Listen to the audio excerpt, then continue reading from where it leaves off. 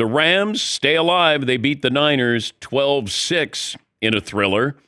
The Rams are now 8-6. The Niners, you can say goodbye to them. They're 6-8. If I would have said to you in August, hey, the Niners aren't going to make the playoffs, and, oh, by the way, Bill Belichick's going to be coaching North Carolina football, which one would have been more far-fetched? Yes, Marvin. No. No, the Niners aren't going to make the playoffs? To both. Yes. Pretty incredible. It feels like every year we do this where I say, hey, if I would have told you this 4 months ago, 5 months ago, what would you have said? You would have said Bill Belichick's not going to coach in college, and if he is, it's not going to be North Carolina.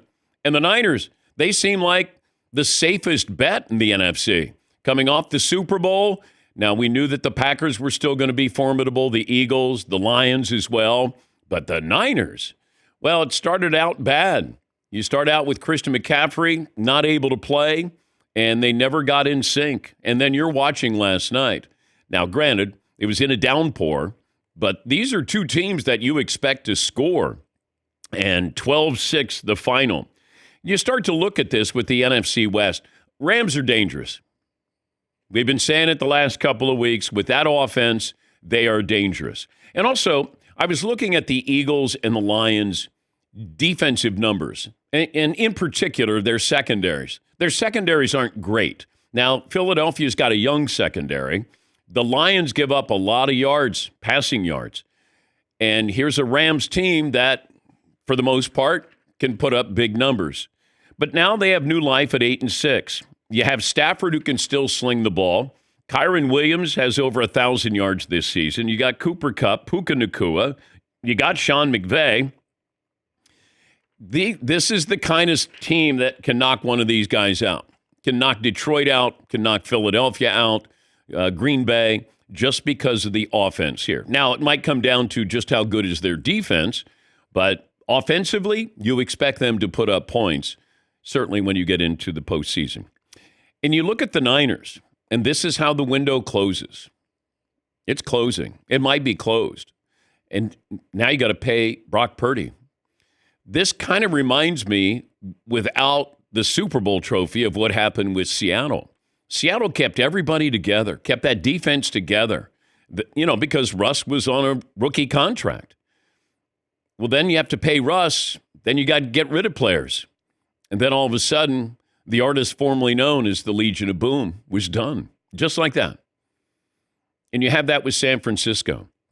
They paid top dollar for Christian McCaffrey, Brandon Ayuk, Deebo Samuel, Trent Williams, Bosa, Warner. And now all of a sudden, you got a quarterback who is, I guess rightfully so, going to be asking for at least $50 million a year. The window closes. Unless you do sort of come on in and play with Patrick Mahomes like Kansas City has done. They've done a lot of mixing and matching and done an unbelievable job. But there are very few organizations that are that good to go, come on in. Maybe you're only here for a year, got a chance to play in the playoffs, maybe a Super Bowl. With San Francisco, is Christian McCaffrey ever going to be the artist formerly known as Christian McCaffrey? What about Deebo? He gets banged up. Trent Williams, how much time does he have left on that Hall of Fame body? So you do have these big question marks here, and I think the window closed. I think their chance of making the playoffs is 0.1%, something like that. Do we have the official? Yes, Paulie. Yeah. Last night, if they won the game, it was 11%. Okay. When they lost the game, it's down to 0.3%. 0.3%. So I'm saying there's a chance. There is a chance. It's not no chance. It's low chance. All righty. Are we playing no chance, low chance right now? Right out of the gate? No chance, low chance? Okay. Does anybody hold out hope that the Niners can somehow get into the postseason? Even Niners apologist Marvin. Anything's possible except this. I don't think they're getting in. I think it's over. Well, I'm looking at the schedule. The Rams will be at the Jets. Cardinals will be at the Rams. Seahawks at the Rams to close the season. So I like their chances here. But you're also looking at The NFC playoff picture, you got Lions, Eagles, Seahawks, Buccaneers, Vikings, Packers, Commanders. You know that you're going to have two teams in the NFC North one of those is taking the wild card. Maybe the two wild cards you're going to have out of the NFC North. If the Vikings finish second, they're going to make the playoffs. Packers are 9-4. Seahawks, if they win the division, they're 8-5. Buccaneers right now in the NFC South. Yeah, Paulie. The Niners are 6-8. They would need the Commanders, Rams, Falcons, and Cardinals to lose out to have a chance at a tiebreaker. The Seahawks at 8-5. They host the Packers Sunday night. They host the Vikings at the Bears at the Rams. So the Rams once again at the Jets, host the Cardinals, host the Seahawks, likely to decide the division. But the Rams, if they're in, it feels like they're going to knock somebody down. Just feels that way. All right, Seton, what's poll question first hour? Let's see. First hour, if you are Brock Purdy, you want every dime you can get or cap space?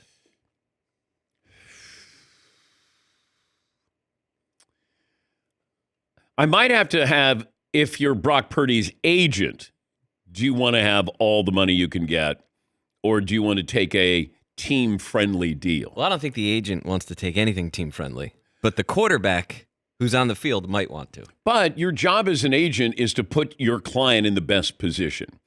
He knows that his client needs talent around him to bring out his talent. He's not a guy who is going to lead the team. He's not a standalone guy. He just doesn't have the abilities to be able to do that. But it's kind of hard to say, hey, Brock, what about $45 million a year? How about maybe 45? We get to 50? Well, what does Brock have currently in the bank? Probably not much, relatively speaking. Yeah, not much to being a starting quarterback for an NFC Super Bowl contending team. Oh my gosh. Let's go. Salary, salary, salary, salary, salary, salary, salary. Come on, Marvin! Salary, salary. Get up. Salary, salary,